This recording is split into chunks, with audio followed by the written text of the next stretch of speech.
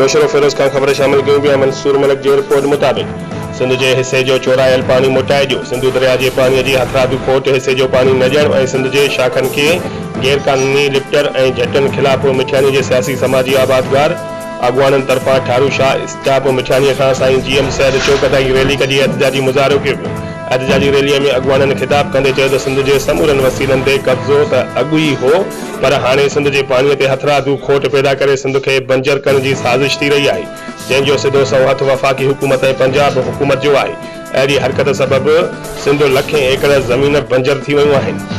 कोटे खां बदियुनि ताईं लखें एकड़नि ते बीठल फसल सड़ी विया आहिनि। आबादगार ऐं हारियूं ख़ुदकुशी करण ते मजबूर आहिनि। सिंध जे हिस्से जो पानी पंजाब में चोरी थी वियो, जंहिंजो ज़िम्मेवार पंजाब आहे। अॻवाननि चयो त पंजाब खां पोइ जेको थोरो घणो पानी मिले थो उहो हितां जा वॾेरा ज़बरदस्ती लिफ्टर ऐं झटा हणी खणी वञनि था, जिन ख़िलाफ़ एक्शन खणण जी सख़्त ज़रूरत आहे।